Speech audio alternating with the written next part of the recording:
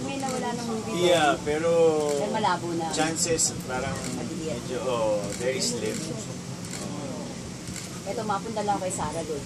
Kasi si Sarah, sinabi niya doon sa press ko, ngayon she's working with Piolo. Tinanong, anong feeling working with Piolo? Sabi niya, same thing with John Boy. Ano mo doon? Ay, parang imposible yun. Bakit? Yung parang ako kasi, based on my experience, okay yun lang akin, I'll speak for myself. Parang, sa dami ng nakapareha ko, hindi naging, lahat sila iba-iba. Lahat sila iba yung nakukuha ko sa kanila, iba yung nabibigay ko.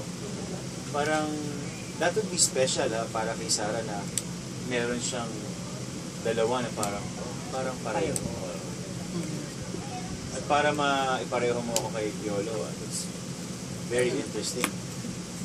Balik lang ako sa MMK Pop 30. Kasi bakit natagalan after 7 years, bumalik ka na MMK? Anong ginawa mo? Or yung material ba, hindi nagsuswak? Paano yun? Madalas kami magkita-kita sa ABS. Madalas akong manghingi na, anong story nilang ginagawa? Pero hindi lang nagsaswak sa hindi lang schedule ang schedule pagka ginawa ng paraan nagagawa naman, diba? Pero hindi lang nagsaswak yung energy, diba? Parang hintay ka ng hintay na siguro it took me talaga this long bago yun namang pagtagal kasama na rin dun yung syempre yung schedule and yung planning, diba?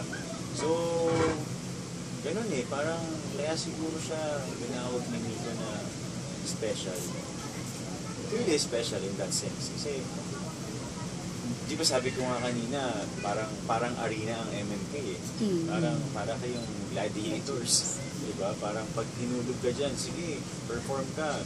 Give your best. Oo. So, MMK is not something na pwede mong gawin parang, tara, MMK ako. Hindi siya ganun Hindi mo siya pwedeng rakitin Di ba? Dahil, hindi ko alam kung paano magtrabaho yung iba, pero alam nila kung siguro sa nakakailang meeting na kami para sa bawat isang episode. Medyo, syempre kung siguro part na rin siguro ng dahil matagal na tayo sa industriya, parang kung ano man yung gagawin mo, parang yung desire to, hindi naman maging perfectionist pero yung desire to be almost certain na maayos yung i-offer mo because para ka nagmamarket ng pelikula diba? Nalabas sa MMK parang hindi ko pwedeng magbibigay lang ng yun na yun. So parang kahit nakilala ka na, kilalang aktor ka na tapos naka-MMK ka na, hindi na wala i-dress mo na gumawa ulit? Well, sa trabaho hindi naman nawawala.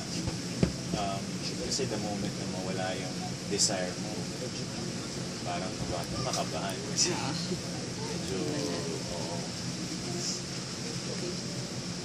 Special siguro dahil parang would you consider it as parang birthday special presentation, something like that? Hindi lang umabot kasi natapos na yung birthday ko. Pero yeah, we're still taping now na. It's still June, it's in my birthday month. Pero syempre, kabiglahan din lang kasi kami ni Ate Roda ng MMK na gawin natin but hindi talaga, wala talaga siya sa plano. So meron ka pang tatlong gagawin? Yes, we're doing one about yung dystonia.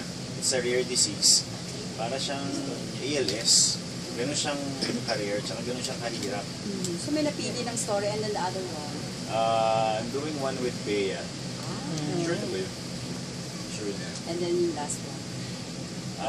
Yun yung Angelica na pinag-uusapan pa. Hindi ba pwedeng kayo ni Angelica sa isang episode?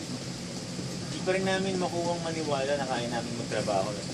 Natatawa lang siya Parang, parang, ewan ko. Walang seryoso. Hindi naman, pero mahihirap ko namang maniwala na makita siyang ibang tao. Okay, we are down to our last question. But before that, I would like to dahil acknowledge biniyahin nila.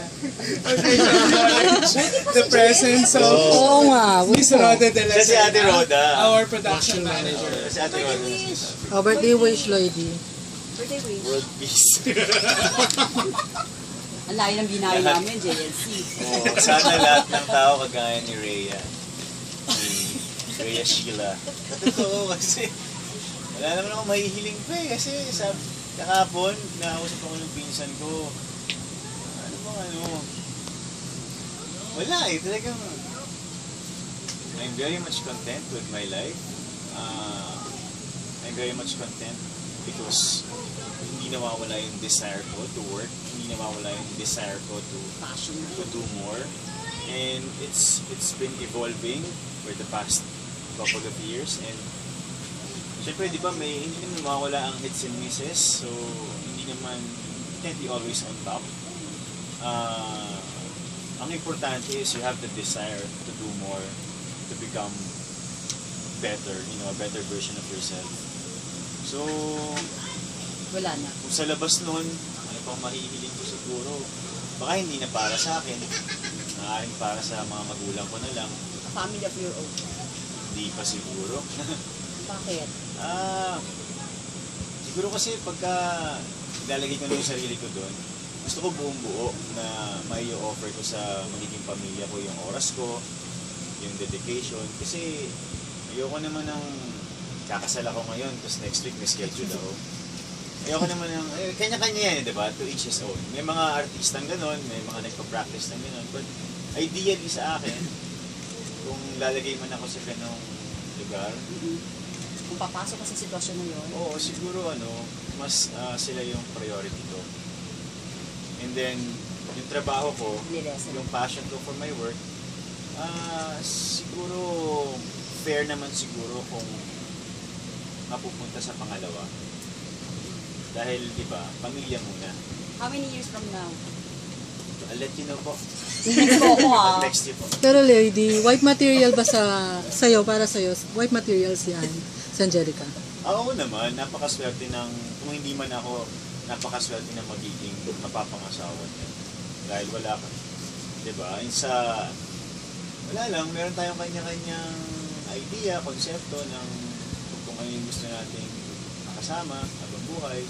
Hindi naman pwedeng puro ganda at puro talino di ba, parang importante rin na kaya kong patawanin yung partner mo, masarap magluto, and talagang yung connection nyo can go beyond what you can imagine and what you can experience. So dapat ganun kalalim, dapat talaga malaking factor na magkaibigan kayo. Thank you. Having said that, we have a special cake for you. Like, happy birthday. Oh. Teary-eyed na ba?